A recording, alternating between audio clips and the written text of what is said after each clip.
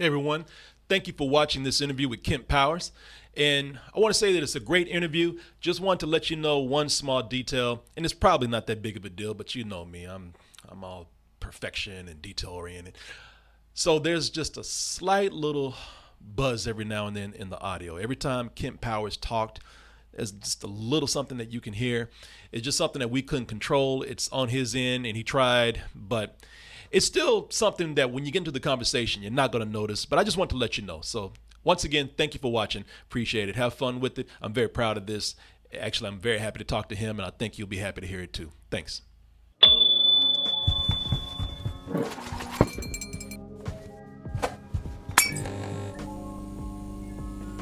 And I got to say, first of all, congratulations on your much-deserved success on everything coming through. Thank you. I appreciate it. Yeah, it's been a wild ride. It's been a wild few months. I bet it has. That's when you say a few months, that's one of the things I'm actually going to talk to you about. But I gotta tell you, man, it is incredible to be talking to you right now because you are behind two of my favorite movies of the year. Now, I gotta tell you, we're gonna talk about this in a little bit too. But One Night in Miami is, as most people have heard me say already, my favorite movie of the year. Oh wow! And then I've described that, and this is no fake kiss ass anything. It is a perfect movie for me, and that is quickly followed up by this film right here. From the moment I wake up in the morning to the moment I fall asleep at night, I was born to play. It's my reason for living. And people say, why you kill that black man like that? There's a little controversy behind that, but we'll talk about that in a little while. Soul, Pixar Soul. I say that is my second favorite movie of the year. Now, it might be my third. I can't remember, but if it is, it's a very, very close third. But so that we can just go ahead and put everything in context for everybody, you are the writer of One Night in Miami, and also you are co-writer and co-director on Soul. Right now everybody's beginning to know your name. Everybody's beginning to know who Kemp Howard is. Kemp Powers is. Looking at your IMDb, and because I want to go back and see what you've done before, and there's probably some things that I did not catch, but I think before Soul and before One Night in Miami, one of the biggest projects you worked on was Star Trek Discovery. You were a writer on that, right? Yeah, season 1 of Discovery, correct. Season 1 of Discovery. So when you said that this has been a wild couple of months, it feels like all this is hitting fast and is hitting hard right now. But then again, for you, who knows how that has been? Has this been a gradual lead up to this, or does this feel like it's hit pretty quickly for you too? I mean, it feels pretty quickly in that, again, IMDb is just the stuff that I've done that's actually made it to the screen. And, anyone who knows anything about Hollywood knows that for every project that's a success that makes it in front of an audience, you're lucky if there's a half a dozen failures. You know what I mean? So a lot of times, I tell people I spend most of my time in the lab just working on things, never knowing whether they're going to make it to the finish line. So, the biggest stunner for me is just honestly the scope and scale of both projects in terms of their reach. Like I knew with Soul, it being Pixar, that it was going to get out there, and I was going to hear from a lot of people and stuff like that. And even knowing that, it's still kind of overwhelming. You realize the scope of a Pixar Disney animated feature when suddenly you hear from people you haven't heard from in 20, 30 years. You know what I mean? What I didn't expect was for One Night in Miami to end up going pretty wide as well. Like I was you have to understand that we made One Night in Miami as an independent film. That was something that we made this little indie feature, and we had no idea that it was going to eventually be picked up by Amazon, who bought the film right before we debuted at the Venice Film Festival. And Amazon is as big a company as Disney, so we had no way of knowing that this little indie movie that we weren't sure if anyone was going to see it was going to end up getting that kind of wide reach that it ended up getting. So I think that was probably the most surprising thing, is that both films, not only did they come out pretty much at the same time, but that they were both marketed and really pushed out there in a way that a lot of eyes got on both films. Yeah, I mean, that's an incredible experience to have like two high-profile films who are, it's safe to say that both of those are going to be up for some high accolades, even though there is a little bit of discussion on that when it comes to One Night in Miami. I'm going to ask you, since this is being pre-recorded too, is it okay if you put on some headphones? I think I might hear you getting some feedback on your end. Yeah, sure thing. Let me pop them on now. Okay. Thank you for doing that too. I'm sorry about that. Oh yeah, no worries. I never know. Hang on just a second. Let me connect to my AirPods.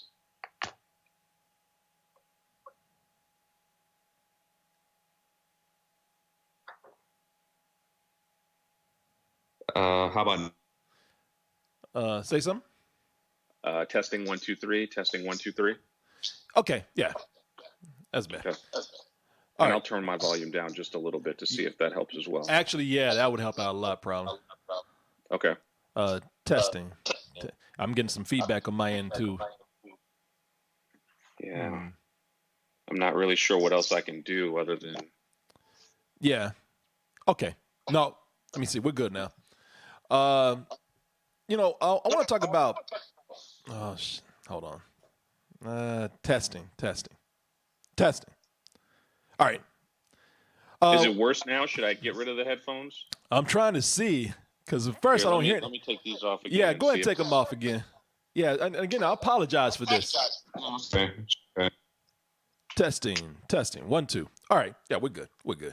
I want to talk about One Night in Miami. And for those who haven't seen this is you yourself. You described this as the Black Avengers. Which I think a lot of people, when they see this, that's the way they describe this movie, because as the movie says, it is four legends coming together. Muhammad Ali, who was Cassius Clay at the time. We have Jim Brown. We got Sam Cooke. We have Malcolm X. And this is all about them coming together on One Night in Miami after Cassius Clay has defeated Sonny Liston. You could move mountains without lifting a finger. Minister Malcolm X. Good news, the chariot is coming. Who's the greatest? That's right. Jim Brown takes the ball. Your record is going to stand the test of time. All together, yeah. Besides being a great film, as I said, is my favorite movie of the year right now. This movie's also making history for having a black female director behind it, who's probably going to be up for some awards. That's going to be making history itself. Regina King. With Regina King being involved in this, how did that happen? How did she get in on this?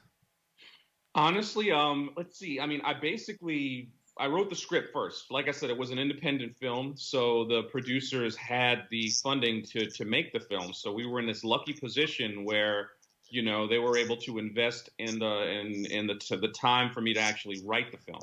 So I wrote it and I finished the draft of the script. I think it was like 3 or 4 days before I started at Pixar. So this would have been like July 2018. So I gave the script to the producers. I kind of went off and started working on Soul. And it was the producer's job to go out and locate directors. We always had in our mind that we wanted to have a new first-time, director direct the film, because there's a different vibe when it's someone who kind of it's like their first big thing and they have something to prove. You know what I mean? And that's what you want. You want people who have the same stakes as you. And I believe I would have to, you'd have to double check with the producers, but I think Regina was the first person they shared the script with. They went through their agency. It was ICM. and Regina was just starting to look for a film to direct. So we didn't know any of this. And her agent gave her One Night in Miami, and I guess it really touched something in her because she wanted to talk to me. She was in the middle of filming Watchmen at the time. So she was in Atlanta, and she hit me up, and we had a really, really nice Skype call for like several hours. I was up at Pixar. She was in Atlanta on Watchmen. And it was just very obvious that the script connected to her. She really got what I was trying to do. And I mean, I saw it as like, I'm auditioning, like, please, Regina, direct this film. But you talk to her, and she's like, please, Kemp, let me direct it. Like, we both wanted each other involved. And this all happened, but mind you, before she got the Oscar. So when she got nominated for the Oscar a little while later and then won the Oscar, I was like so happy for her, but I was like, oh man, I guess she's not going to be able to direct this movie because all of Hollywood's going to like roll up with like a trash truck full of money and be like, what do you want to do? Which I'm sure they must have done. But to her credit, I mean, a week later, she hit us up and was like, I told everyone else I'm not doing any other projects until I direct this film. So, you know, that kind of speaks to what kind of person Regina is, that she pretty much put a lot of high profile acting projects on pause until she could direct the film. That also meant we had a very, very tight window to get the film shot. And you know, that creates its own stress. But no, she was as passionate about the movie as I was from the first day she read the script. And so it was kind of a dream scenario for me as a screenwriter. You're often accustomed to kind of like people take your script, they kind of pat you on the head and they send you on your way. And with Regina, it was the opposite. She wanted to have me. She was like, I want to make sure you're going to be able to be on set. You know, here's the dates. You know, I want you around. You know, she really saw it as a collaboration with everyone, with her designers, her producers, her writer, and her actors. So I think the end result that you're seeing, if you enjoy it, you're seeing, you know, a collective effort of a lot of really passionate people. And I feel so lucky that we connected that way. Yeah, well, don't cut yourself short, man, which I'm sure you're not, but, you know, it speaks a lot for her, but it also speaks a lot for you, how you had such a powerful project that made her want to be involved. You know, it's something that it definitely you know, listen, her direction is incredible. I was amazed by it, but, you know, the material speaks for itself, too. Yeah, I mean, it's the irony of it all is, you know, 10 years ago, the stories that I was trying to tell, you know, I was writing the same kind of stuff, but there was no market for it. And it just shows you how all this stuff, it's like it ebbs and flows, you know, like I haven't really changed much as a writer. I'm still writing the same kinds of stories. I guess just the types of story, the timing has just finally lined up where the types of tales that I want to tell. Now, I guess there is a market, there is an interest in it. I was talking to another writer-director a few days ago, and he said the same thing. I was talking to Shaka King, who did Judas and the Black Messiah. Yeah. And we were laughing about it because he was like, yeah, you know, I've been doing the same thing for years. It's because people like to ask, where'd this person come from?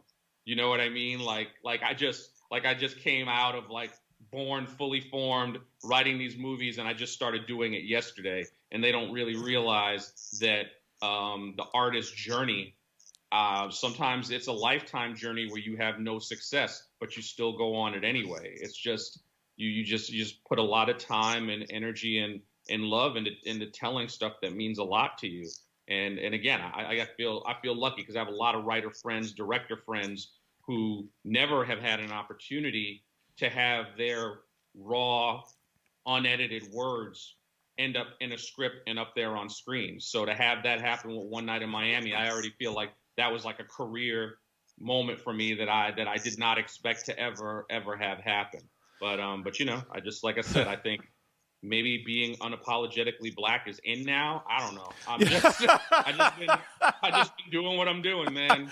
You know, that's what I was going to ask you, man. You know, it's listen, it can't be denied that a few years ago, Black movies were different. Even struggle movies were different. You know, struggle movies were about Black people getting their ass whooped, man. You know, it wasn't so much about empowerment. It was about, you know, it was still about victimization, victimhood, you know.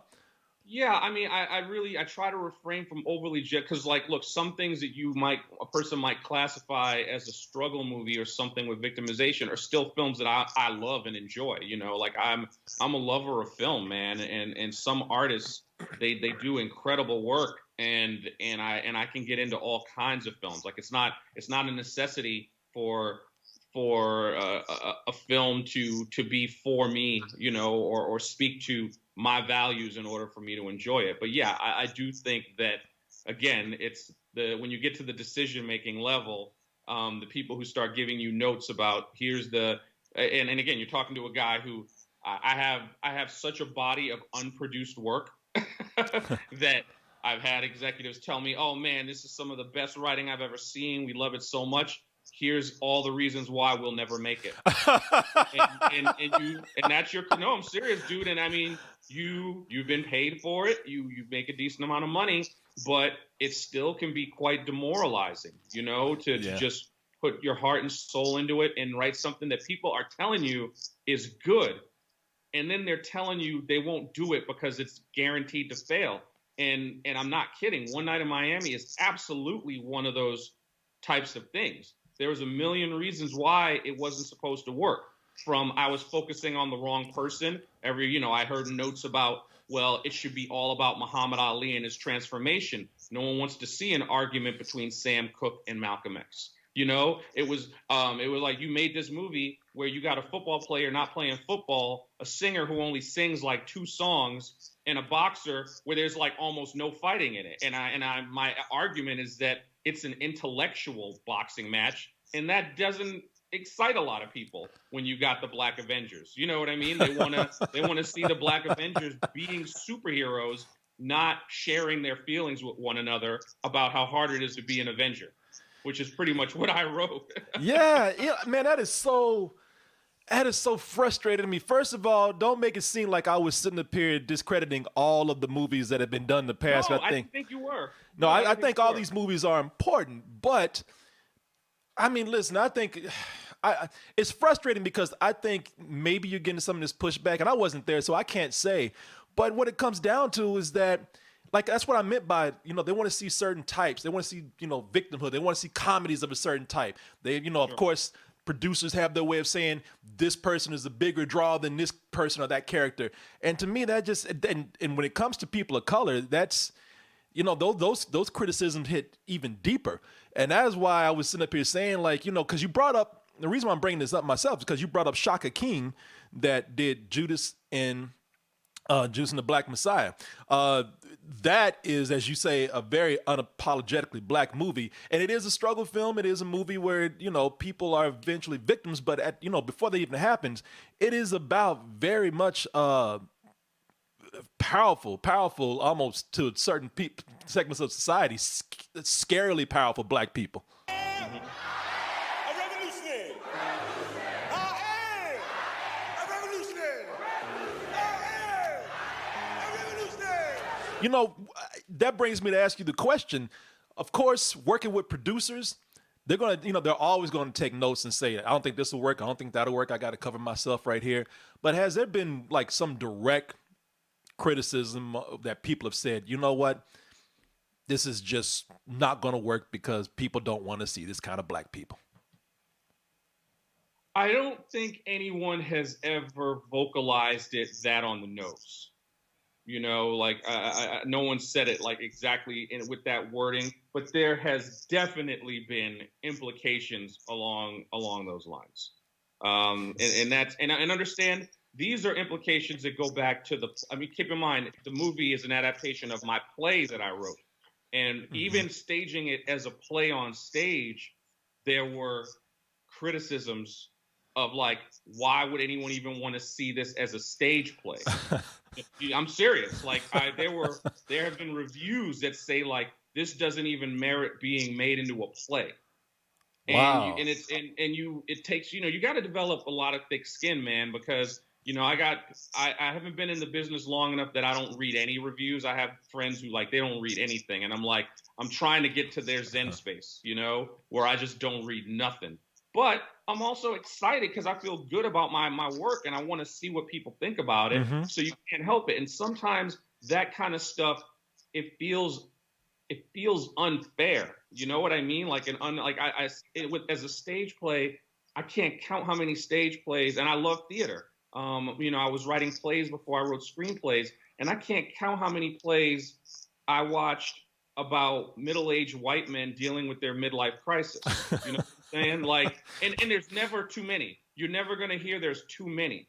But then I write this play about these four guys, and they're like, well, haven't we already seen a play with Muhammad Ali or Malcolm X in it? What do we need another play about this for?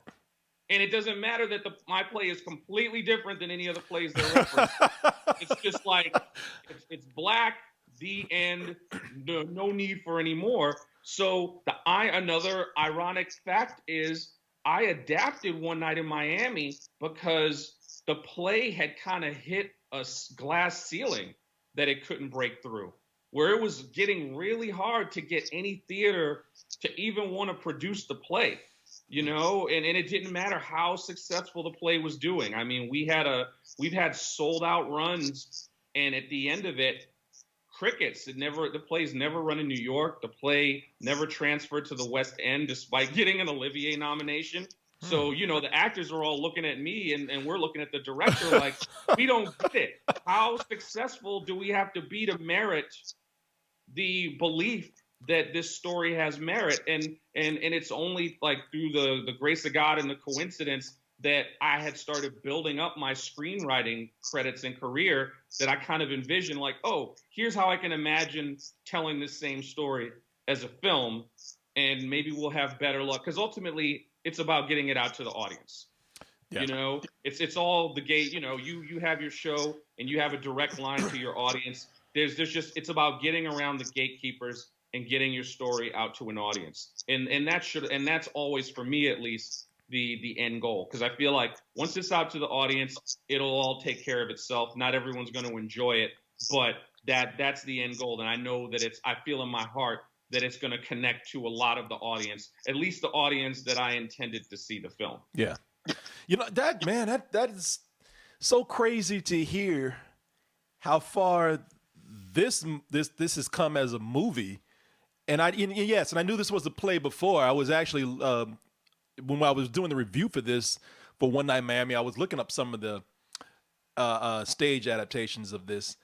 And it just amazes me that this movie is so successful right now, but you're telling me in some major cities like New York, it didn't hit or resonate with some people.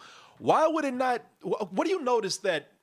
Why is it working in one place? It's not working in another, and why is it all of a sudden really working now at this point?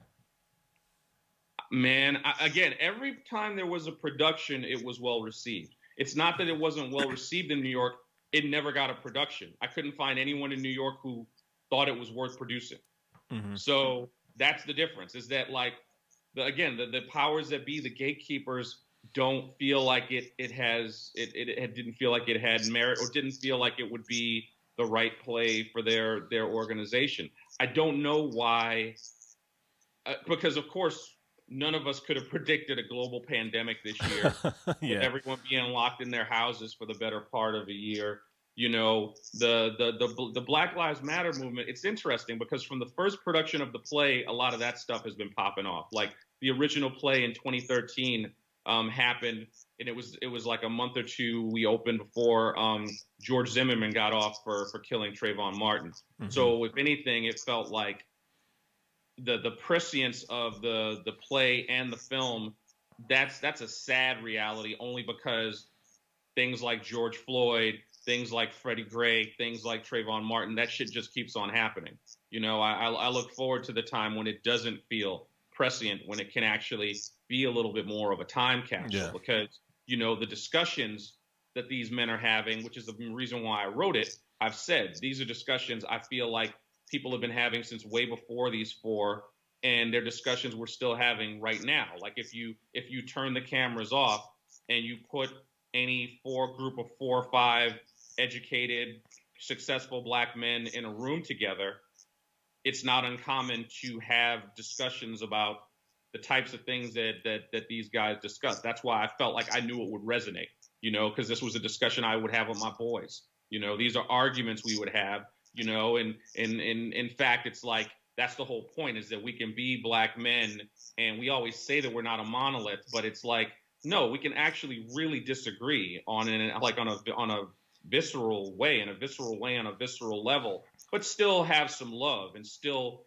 kind of want to get to the same positive goals. And I never really saw much of that. You know what I mean? Like I outside of like in the romance genre, where it's like disagreements about how to be with women. But but you know what I mean? Like outside of rom-coms, I never really saw many instances of the disagreements of the level of films like 12 Angry Men. Yeah. You know what I mean? Which those are the types of movies that influence me. So that's another funny thing when people are like, oh, what do you mean? They're just stuck in a room? And I'm like, well, 12 Angry Men, they were stuck in a room for 2 hours. And apparently that was one of the greatest movies of all time. So I think it has merit to have a bunch of, and, guys have a conversation that I think is an important conversation to have. And again, I think the conversation's evergreen. That's probably why if I had to guess why it feels so timely, because it's an evergreen conversation. I think that's funny, sad too, almost hypocritical that, with certain groups of people or a certain film, people are quick to label it in an artistic way where it sounds so romantic. Oh my God, this is such a great bottle film. Oh my God, it's such a great, such a great boiler film right here. You get these movies where certain directors and writers get a pass on putting people together in a room. How many people have we seen Reservoir Dogs is people just in a room together, But then, you come along and people are like, well, it's just 4 black dudes in a room talking. Who want to see that? That's frustrating to me. Well, it's funny that you mentioned, because again, Reza, I'm a huge fan of Tarantino's writing. You know what I mean? Like these are the people who influence me. So all I'm doing is, I guess, having the audacity to feel like black characters can do the same things that I've been seeing white characters do my whole life. Yeah, exactly.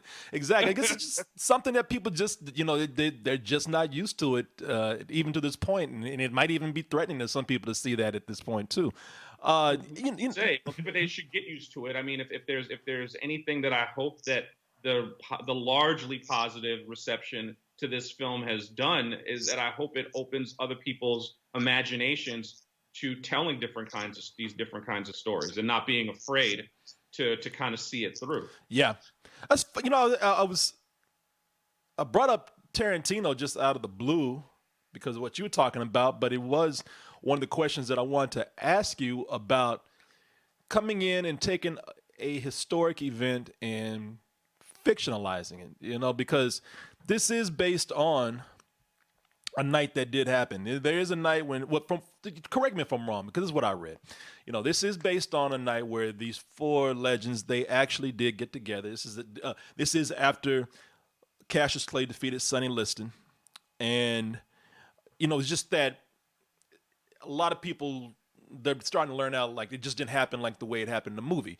We don't know how long these people spent together. We don't even know if they were all together at the same time. But of course, you came in and you made your version of it. And I'm going to tell you why I like that in a little bit. I'm going to tell you why I actually love that. But when you're doing this, you're coming in and you're fictionalizing this real event. Is there freedom to doing that? Was that the original intention, or is there more pressure when you're taking something that really happened and just kind of making up your own thing? Or is it a combination of both? I think it's a combination of both, because you might think that there's freedom, but it's actually the pressure comes from, you don't want to just do fan fiction. You know what I mean? You don't want to be, you can completely dismiss it as utter bullshit. And I think one of the things I was trying to do, I classified it as historical fiction. And one of the things I really tried to do was use everything I learned and know about these men to create characterizations that feel real and feel believable, believable enough that to the point that in certain cases, people who know these men well would say like, wow, that's a pretty accurate, that seems like the type of thing that person would say or do. Because, you take a great example is like, Selma, those aren't actually any of King's speeches. Ava DuVernay had to write all those speeches herself. You know what I mean? So similarly, almost everything coming out of all these guys' mouths, these are just my words.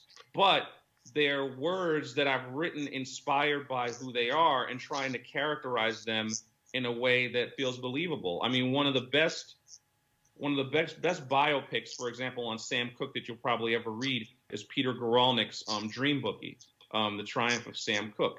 And it was so great for me that Guralnick came to set for One Night in Miami for a little while. And then he was one of the first people to see an early cut of the film. And he wrote me this note. I mean, I don't want to reveal all the details, but the paraphrase version is he loved the film and really complimented my characterization. He's like, yes, you played with timelines a little bit, and this happened at this time instead of this time. But he was like, he loved the characterization. He was like, that is a fantastic characterization of Sam Cooke. So that, like, be still my heart. You know what I mean? Similarly, like two of Jim Brown's daughters saw the play, and like Ali's daughters saw the stage play. And I would always get comments about like, wow, these characterizations were so on point. Actually, one of Jim Brown's daughters is in the movie. She plays Sonny Liston's wife in the audience. Oh, okay. So, I was constantly open to hearing from people, and that's the one other wonderful thing about having done the play first, is that you get to kind of like beta test creating these guys as characters. And it is really informed by, again, it's fiction really powered by truth. I mean, do I believe that Malcolm X spent that night yelling in Sam Cooke's face? Of course not. But this is also a film, and you have to have some conflict, and you have to have this is like storytelling 101 stuff. I don't have to explain this to you. Yeah. It can't literally be them just going, damn, that was dope, pass the ice cream. Like, that's not a movie, And in fact, I think if you look at a lot of things that literally don't even say fictionalized, just say true story, there's a certain amount of dramatization that has to happen with all of it, because real life does not play out the way it does in films. Yeah. So it's the answer is, I think it's a combination of both. In certain ways, it's a little bit freeing, but then there's immediately a whole other set of burdens that you didn't anticipate, unless you just don't care. But I do care, because these four men are such seminal. These are like my Mount Rushmore.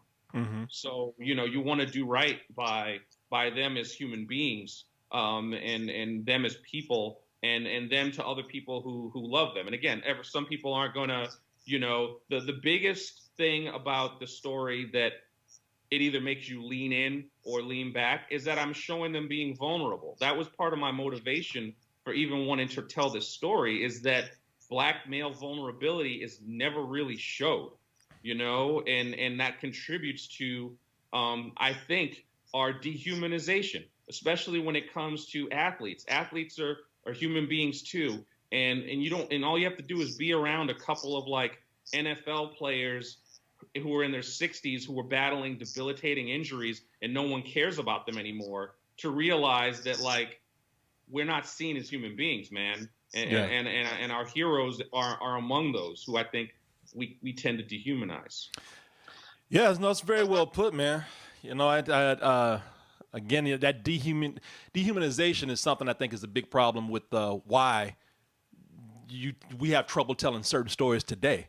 I think Right. I don't know if you agree or not. I just think that some people just for the longest time just did not see us as humans in film, and as weird as that sounds, that is something that people just they aren't receptive to because they're not used to seeing that. We're always superhuman. I mean, there are things that influenced me when I was writing that had nothing to do with the history. Like, I remember reading an article, and it was about a scientific study that said that when Black people go to the hospital, the emergency room, that's men and women, we're not given as much anesthesia, because there's a hidden perception that we have a higher tolerance for pain. So think about that. Like, we're actually suffering more when we check into the hospital because it's believed that we can deal with more pain. That is like instant. The way it has seeped into our subconscious as a nation and as a people And when I see our subconscious, I mean, not just white people, black people, ourselves, the way it's infected us, it's like, that's what I'm talking about when I say the you know, the dehumanization kind of like pouring out. Like I remember once I was getting my teeth cleaned and it was a deep cleaning. And I remember the nurse saying something like, wow, you're like Wolverine. Like you can take the pain without any Novocaine. And I'm thinking like, bitch, you're not putting no Novocaine in my, like, I'm thinking that like, it just hurts this much. Wow.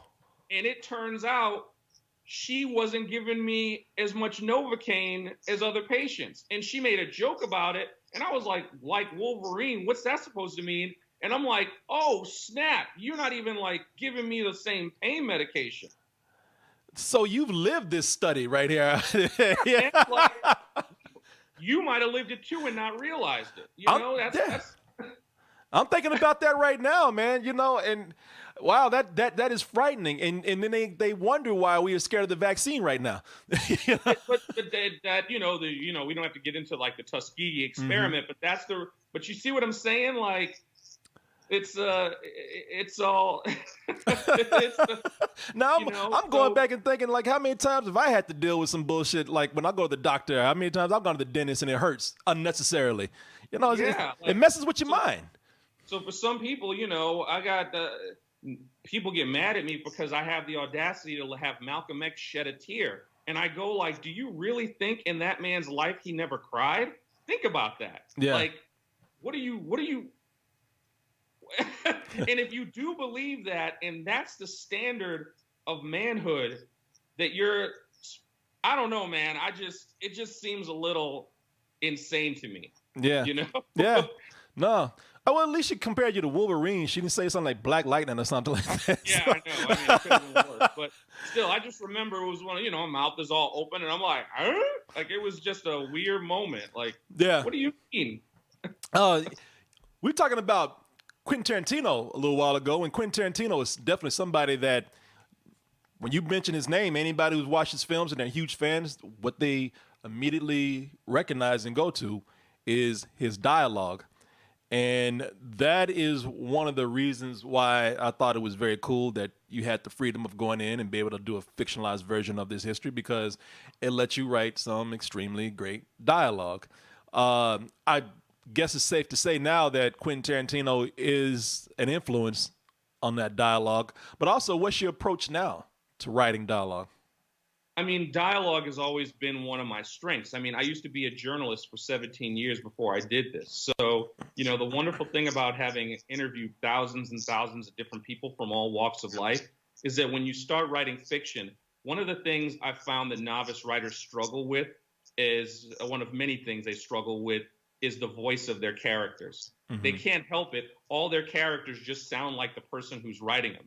And it takes them a long time to develop voice. I think my journalism career really helped me in terms of establishing distinct voices for all of my characters in things that I tend to write. I mean, that's why Brian Fuller, who hired me on Discovery, that's why he hired me. He was like, I've read your stuff, and your characters all have such distinct voices. And it's something that I admire in a lot of writers. Tarantino, I admired in the writing of August Wilson. I admired in the writing of John Logan, who's one of my favorite screenwriters. Jez Butterworth. It's a thing that when someone does it well, you really, really notice it. And that was one of the things. I never said I was the most talented guy in the world, but I've always felt like I had a really good talent for writing distinct character voices, and I credit a lot of that with my journalism background. Nice. No, very nice, man. I do want to quickly get into Soul, but I gotta say something that came up that is very interesting to me, and maybe you can describe this to people, because I still have trouble describing this to people. You say that One Night in Miami is an independent film. Mm-hmm. But a lot of people say, now, how can that be? You got stars in here. This obviously has money. You got this being distributed on by one of the biggest companies out there. Help me understand what the difference is between what makes a Hollywood movie and what makes an independent film. Well, what makes an independent film is that the producers, independent, made it themselves. We made the movie. So Amazon purchased a completed film that we had, we made the film and we were taking it out to film festivals. That was the plan. We got into Venice, we got into Toronto, we got into London. We'd gotten into all those film festivals before Amazon even purchased us. And the whole point of going to film festivals is to sell your independent film to a buyer. So, it's a credit to the craftspeople behind it that it looks as polished as it does. But the budget, if that were a film that were made at the studio level, it would have cost probably triple the cost. So it was ultimately, simple answer, it was financed independently. Snoot Entertainment, that's Keith Calder and his wife Jess Calder, and Abco Films, which is Jody Klein. They literally wrote the checks. Okay. And we made the movie independently. So it was a completed film that we then sold to Amazon, which then gets the marketing muscle behind it. Because if you don't get it sold to a distributor, no one's going to ever see that film. It's going to be at a few film festivals and, no one's going to ever see it. But when you get the distributor is the one that puts the big marketing muscle behind the film and makes sure that people actually see the thing. But it absolutely is an indie film, a film that, I can't share the exact budget, but definitely less than $20 million. You know what I'm saying? Like it was yeah. It's another thing, man. This is a period piece. Period pieces are not cheap to make. That's just it. They're not cheap to make. That's why One Night in Miami got shot in Louisiana. They're not cheap to make and they're not easy to make because of all the things you have to pull together to make it look like it's from that period. It's very impressive that this is a movie that's under $20 million. I'm very impressed with what people do with movies on a lower budget to make them look like period pieces. I just saw Let Him Go. Have you seen that movie? Let Him Go? I don't think I've seen that one yet. No. Kevin Costner, Diane Lane. Seen that one. It's you should check it out, man. It's another period piece, but it's under $20 million for what they made it for, and I think they also did that independently. Let me ask you this: why would it cost more if it was at a studio if you had done the same exact things as you did making it this way? Well, it wouldn't have been made the same exact way. That's another thing. First, if it were done at the studio, you probably wouldn't be sitting here talking to me right now because they would have hired another writer. I'm dead serious. I'm dead serious. That's one of the first things they would have done at the studio. They would have been like, Kemp who? We don't know that dude. We got to get a more named writer to come in here and rewrite this film. Chances are at the studio, it might, depending on the executive, it probably wouldn't have had Regina direct it. Because, it would have been like they have a list of known feature directors that they were going to pull from, and they would go out and try to get one of those named directors. And every studio has a different list. That also means it would have had a completely different cast. Often at the studio level, what you see happening is we got to find the biggest star possible. Now, to me, our cast are stars, but this is an ensemble piece. You know what I mean? Where if you break down, which we've done, literally percentage of lines, there is very little difference between Malcolm, who has the most lines, and Jim Brown, who has the quote unquote fewest lines. The difference is like a few percentage points. It's a true ensemble piece. And both from a rewriting perspective and a directing perspective, it would have probably been reimagined as more of a star vehicle. Yeah. For an A-list star, my guess would be to play either Malcolm or Sam if it stayed, or maybe Ali, depending on how they would structure it. And even those differences, and the cost would have just kept. There were things I had to change in the script because it wasn't in our budget. That's the other thing. We made an indie film, so there are scenes that never got shot that are on the cutting room. They're not even on the cutting room floor. They never got cut because they never got filmed, because it was just like, yeah, we don't have quite enough for that. So you have to rethink this so that we can still get this across with fewer scenes. So again, all these things add to a ballooning cost where, you've now got a pretty damn expensive drama on your hand. Not saying it wouldn't be worth it. Yeah. I'm just saying that it would be there's lots of things, big and small, that contribute to, the cost being different.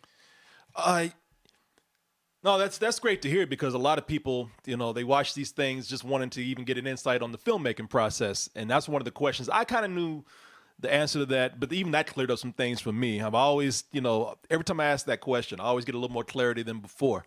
Going into Soul. So we're talking about how fast things are moving for you, and how, Kemp Powers is the name that everybody's kind of starting to recognize right now. I know it seems like it's all of a sudden, but both these things they've obviously been worked on for a while, but they also seem like they were worked on, and maybe they weren't, but it seems like with both these movies coming out around the same time, that they were working along the same timeline. Is that the case? And how did you get involved with Pixar working on Soul? Yeah, there was some overlap. Like I said, I got hired at Pixar. Well, Pete Docter, the way Pixar works is, if you look at any Pixar film, there's a lot of writers. You know what I mean? Like, writers take the film to a certain point, and then often new writers come in. That's why you look at like a Toy Story film, and you're like, damn, there's 8 credited writers and now 9 credited writers. In the case of Soul, I think it's just me, Pete, and Mike Jones are the only guys the only writers on this film, which is kind of incredible for Pixar. But they were at that point in the story, like a year and a half, 2 years into its development. Their films take usually 4 to 7 years to make, where I think they were just narratively, they needed to get a new writing voice in. And so, and again, that happens with all their films. So the Pixar's real cloak and dagger. You don't apply to work on a Pixar film. They kind of find you. So my agent just called me up one day and was like, Pixar wants to meet you. And of course, my first question is, why? Like, what the hell am I to think? No, I'm serious. I'm like, wow, are they really into Star Trek that much?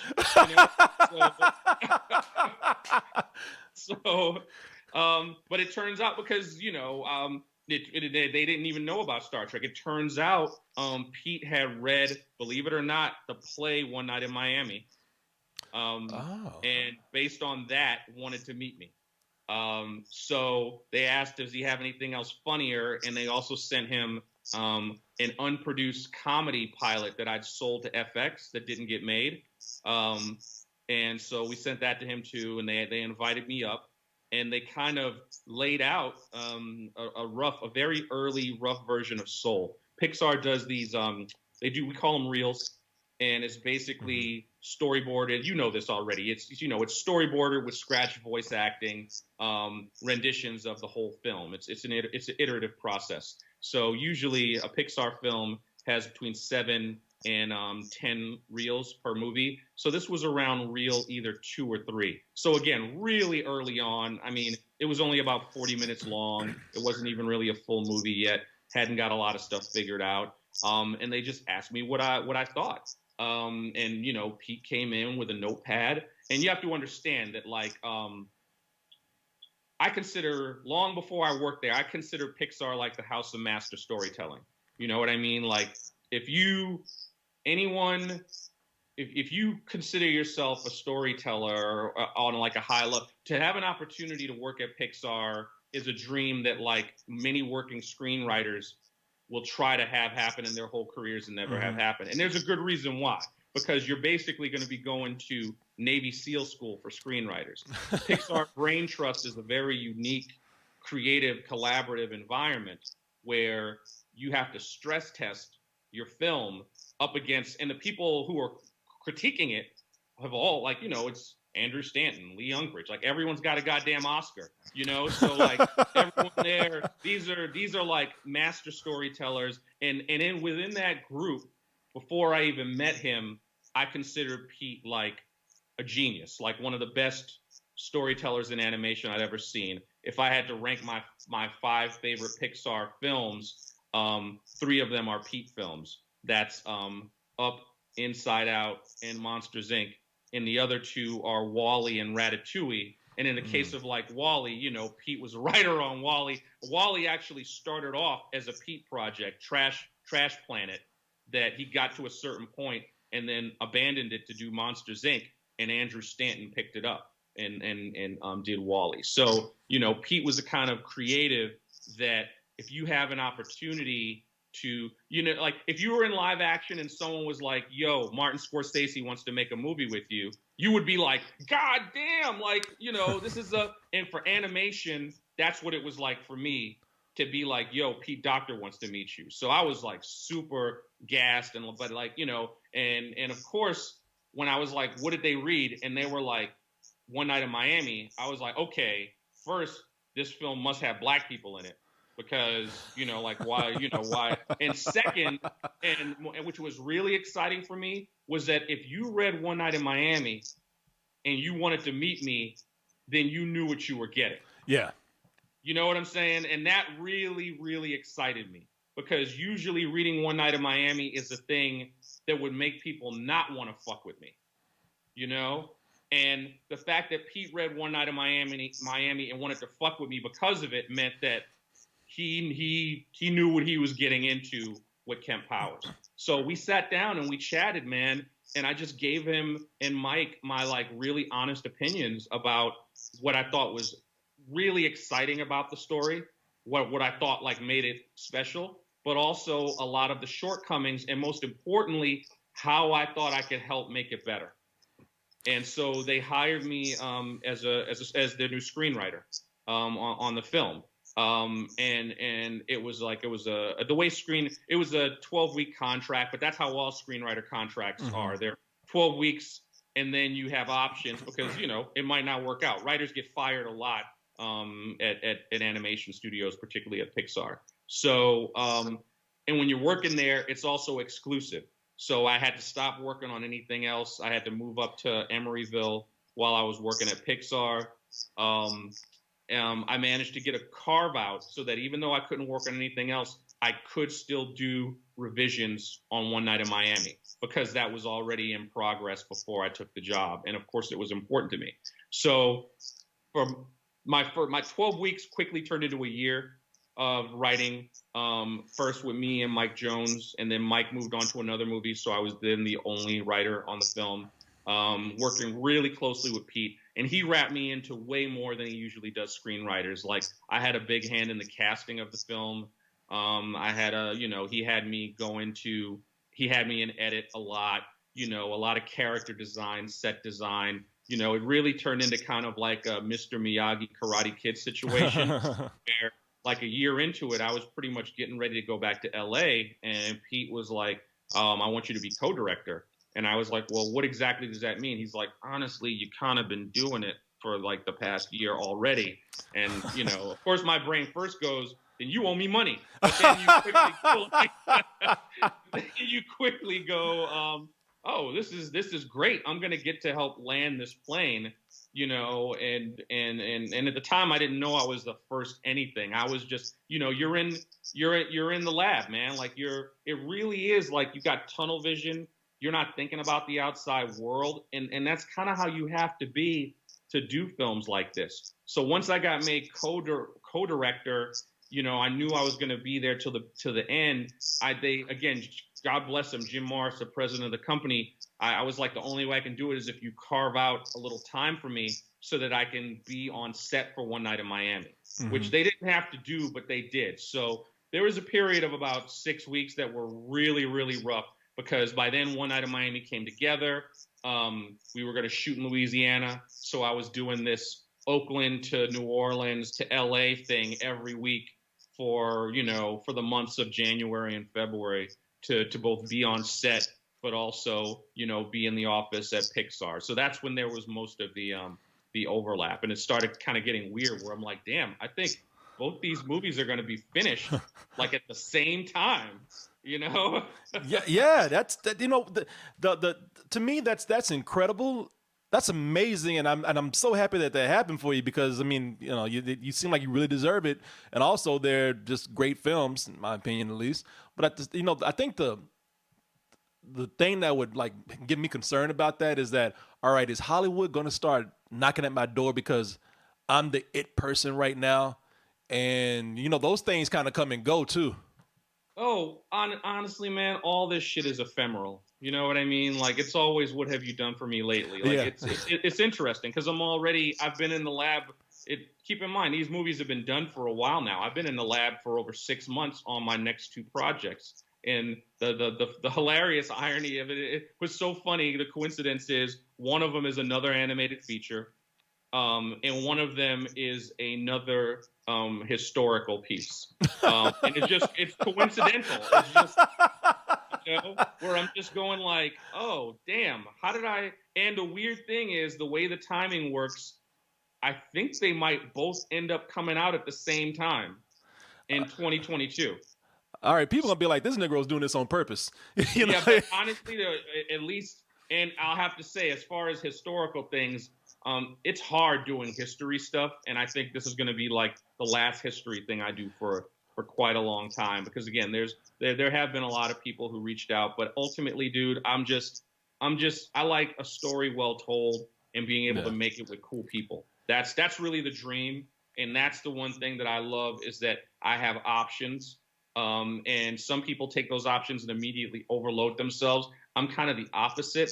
I'm not a prolific dude. I like to really have some time and really have some stuff in the oven for a while and try to develop some of these ideas. I'm excited that people are more open than they used to be, but I know that door could shut tomorrow. That's how it all is. It's ephemeral. Unless you start getting those Marvel checks, man. You know, time to start getting in there and trying to make a Marvel movie somehow. Those things keep coming. I've heard from them already about some things, and you know, I'm not saying I'm not against it at all. You know, again, I can't tell you what I'm working on right now, but you know, it's ultimately just how just the story itself. Do I get to tell a really cool story and write some cool characters and do more directing, and do I get to work with some cool people? You have to understand, man, from where I'm sitting, making a Pixar movie was already the mountaintop for me. You know what I'm saying? Like, that to me was everyone else's Marvel. You know, like to me, that's just like, you know, the average person doesn't know that like a Pixar movie costs as much as a Star Wars or Marvel movie anyway. Like, it's the same scale, it's the same budget, and you have the double burden of like the history of the company, where it's like, you don't want to be the person to make the crappy Pixar movie. You know what I mean? Like, so you're working for those years, you're kind of like constantly like struggling between like, you want to swing for the fences and try things that people have never seen before. But you also know that if you totally mess it up, like, all jokes aside, I mean, I joke sometimes with Pete, I'm like, if this goes wrong, they're all going to blame the black guy. You know what I mean? Like, you just can't. That ain't no joke, man. That's real. They're all going to go, you know, it's all going to be my fault if this goes south and it doesn't work out. Because there's a lot of things we tried in Soul that, you know, yeah, people like, oh, this is the Pixar formula. And there's a certain amount of that. But at the same time, we did a lot of stuff very, very differently in this movie. And you know, and that's what, and our peers recognized it. Like, I'm friends. I have a lot of friends who are like at Disney Animation and at Sony, you know, and DreamWorks. And, you know, when they saw it, we had really awesome conversations. Like, as folks in animation, as directors, they noticed a lot of the things that we were able to do, that they were like, damn, I can't believe you guys, you know, did that with Soul. Yeah. And by the way, people, we just heard it from him. He's working on Black Panther 2. Can't wait to see that. When it comes, I don't know. And don't even let me put that out there, because somebody run with that. No, I'm just joking. I'm just kidding. You know, well, and I know you're busy, but I got to ask you just a couple of things, man. You know, of course, I have to ask about the controversy with Soul. I mean, you know, you're talking about it, and I don't know if there's some of the things that the animators were talking about that you were doing that's different, that they can't believe that you did this with this. But I will say that it is different that Pixar is doing such a diverse movie Of course, they're talking about this is the first black-led Pixar movie. And with that, it's also followed by the controversy that we've been hearing where people are talking about this was not, he was not allowed to be a black person through the whole film. He was actually turned blue.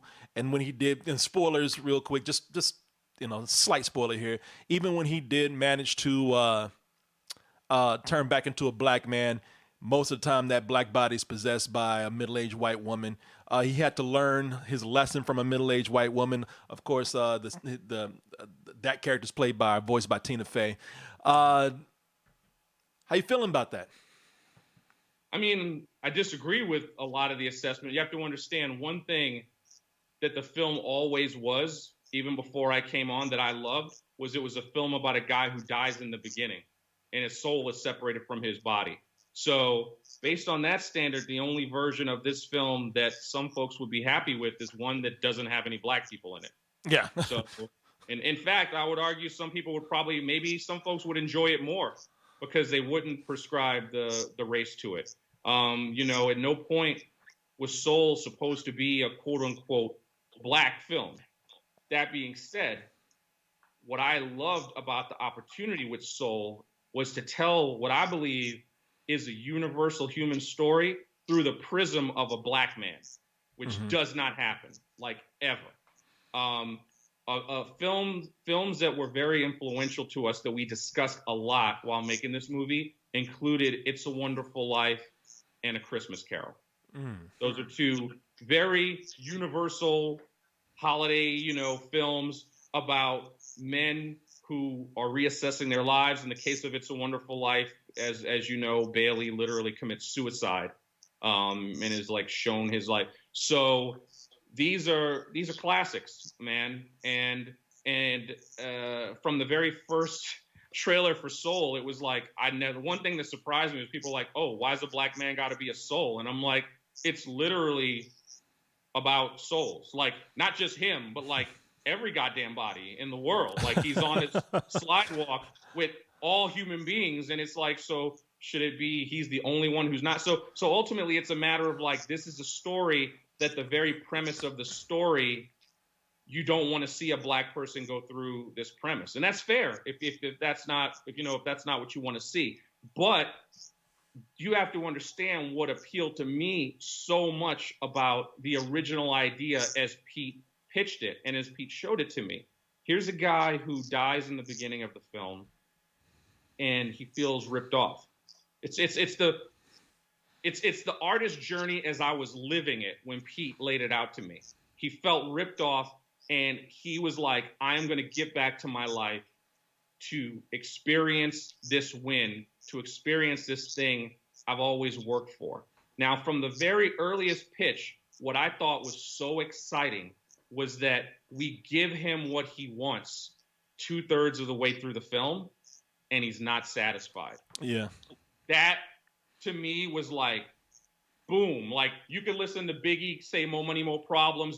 A million people could tell you that getting the prize isn't going to heal your wounds and change who you are, and they're not going to hear it until they live it. And this was an opportunity through this experiential film to allow people to live the artist's journey in a way that I found incredibly profound. The racial components, this is just where we are. And I mean, I always believe that, like, look, so much of this story is literally pulled from my own life. So it's so funny sometimes when people look at things that are like conversations that I've had with my family, but because they're looking at it like, well, because of Disney and this and this and this, it's racist, or it's problematic. The voice thing with Tina Fey, again, like, it was always posited that souls were supposed to be genderless and beyond race. And Tina Fey is freaking talented, man. She's a hilarious comedian. And the character she's playing is supposed to be a snarky, annoying teenager. Yeah.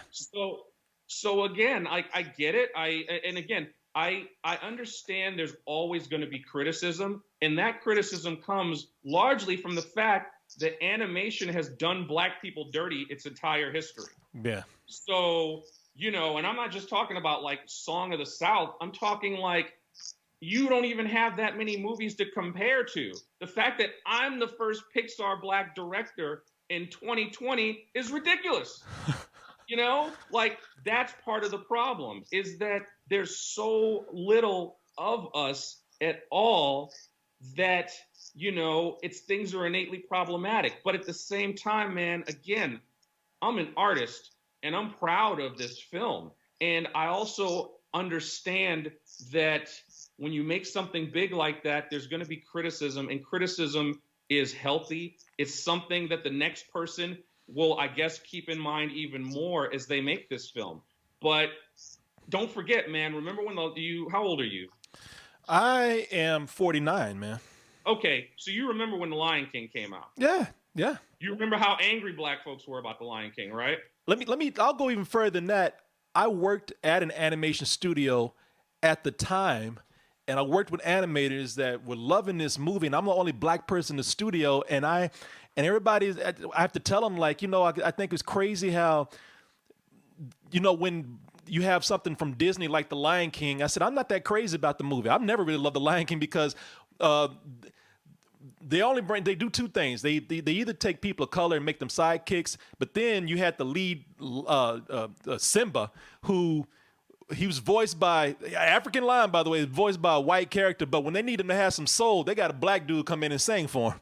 You know what I mean? So yes, and I remember all of that. Like, people were mad that Disney usually had princesses, and then when they went to Africa, it became animals. Yeah, exactly.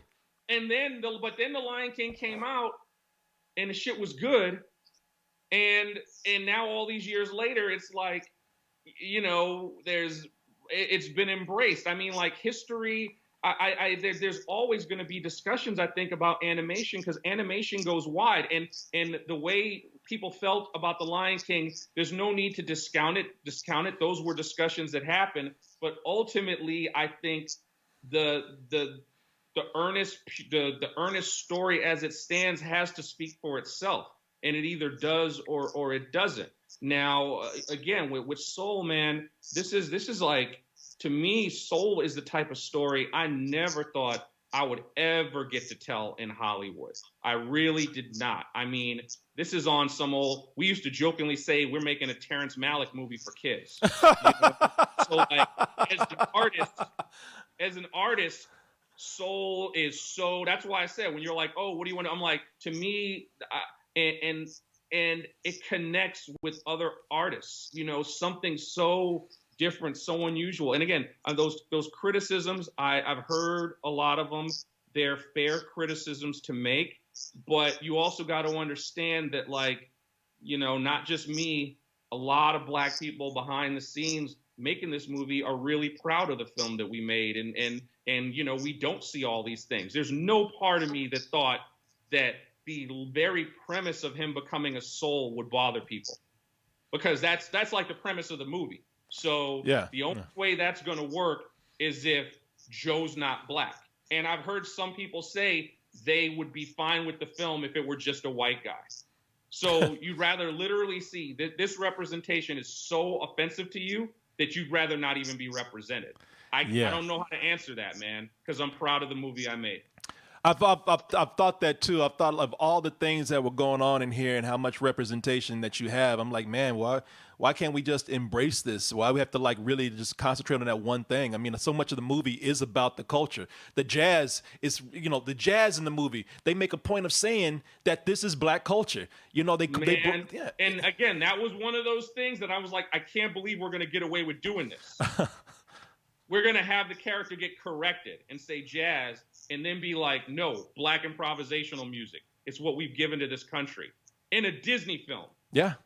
You know, the dude is in the barbershop talking about Charles Drew. When I brought that up, no one in the room even knew who the hell that was. You know, like, I was really impressed by the openness to try these different things. And again, there's no one person who's responsible for it. You know, it's Pete's film. The idea came from him. I'm the co-director. A lot of it came from me. A lot of it came from Mike Jones, but a lot of it came from, a lot of animators and story artists who put their hearts and souls into it, and no pun intended. And the whole thing about a black savior, I've heard that it's both a black savior and a white savior movie. I've heard, I mean, people can project whatever they want on it, but ultimately, like, Joe, she learns to live through this man's experiences. But at no point is he sitting there thinking like, oh, I want to help inspire her to live. Quite the opposite. Joe's kind of like, I don't give a damn about 22. Yeah. to the point that he steals her duty. He takes her Earth badge. Someone sees that as him giving up his life for a white woman. And in reality, man, he's just correcting something he did that was wrong. Yeah. So I'm also not going to hold black characters to some really awful low moral standard. There are things that are so pretty clearly right and wrong, and my man stole her badge. So but again, these are actually fun conversations to have, because I get it. Yeah. I hope that Soul doesn't rub you so wrong that it like ruins your day, but I guess it's going to ruin some people's day. But it's going to make a lot of other people's days too. And One Night in Miami has rubbed some people so wrong that it's probably ruined their day too. But you know what? I'm proud of both films, man. Yeah, I think that probably things happen so quickly that they, even because right now we're talking about how black representation, this is still something new. This is still someone trying to figure it out. I think black people, we ourselves are trying to figure it out to where we don't know how we identify ourselves on screen or in other media. Man, I know you got to go, and I just want to ask you one thing, and it's this, because you've been great to talk to. I just love listening to you. This is probably good because I had questions. I know there's a tragedy in your life, but we won't even talk about that right now because that's something that's. I don't want to end the interview on a negative, man. I do want to end it on something that a lot of people, I'm sure, don't know about you, and maybe they do. Maybe I just didn't know. But back in the 90s, when I think this is after you graduated from Howard University, you worked on you published comics? Yeah, at Flatline. I wrote, we were doing that at Howard. Yeah, at Howard. Yeah, people. So just to give people context here, at the time you were doing a black comic. You were publishing a black comic. Now I don't know if this is the comic or this is the publishing line, but it was called Flatbush Native. Yeah, that was the name of the comic. And it was a superhero comic featuring black leads. Yeah. So whatever happened with that? Like a lot of indie comics, it just like went away. I mean, I thought we were doing great work. We were getting a lot of love. We were distributed. We were in comic stores, but it was the 90s were a wild time. It was the time of the rise of Image, and I think that a lot of the folks that I work with just decided that they didn't want to stick with it anymore. So as a lot of companies would find themselves, it just dissolved. It was like I couldn't write and draw, do everything by myself. And a lot of the folks that I work with, a lot of the other brothers, they were just like, yeah, this is a struggle, and I want to kind of get on with my life, and do something else. So, but yeah, man, I've been putting in this work for decades creatively. Yeah. That's why I said it's like you can create this narrative that I like rolled out of bed and wrote a Pixar movie yesterday. But the reality is I've been trying to bring a certain amount of like realism to stories featuring black characters that I recognize since I was a young man. And I've been just as passionate about it going back to the 90s, like that's what I did. I did not graduate from Howard. I ran out of money and had to drop out senior year, like a lot of people. But those were incredibly formative years in my life. And and a lot of my friends from that time are still some of my closest friends today. Do you draw? Did you draw on these comics? No, I would sometimes ink a little bit and do some, but I was always the writer and the editor. I was the story guy, man. Yeah. Do you want to get back into comics? Not. I don't really have time. You know, people have asked me, and it's just like a time commitment thing. Look, I'm in a situation where if you can get movies made, you better continue getting some goddamn movies made. Yeah. So, you know, when people don't want to make any more of these movies, then sure, then I'll look at it. But right now, I'm in kind of a really great position where some of these ideas that I've had for many, many years, people are open to them, and I'm trying to just execute them as much as I can while I can. Yeah. Well, hey, man, it looks like you got a very bright future ahead of you in that, and congratulations. I have to say, like I said, man, this has been amazing just to sit here and listen to everything that you've had to say. You're definitely one of my favorite people working out there right now, and I've loved these movies. This has been truly an honor. It really has. I say that all the time, but I truly mean that right now. Thank you for taking time out your schedule for spending time with me to do this. I really appreciate it. My pleasure, man. Like I said, I'm trying to like support the voices that, you know, our voices matter in all mediums. You know what I'm saying? So I just want to do what I can.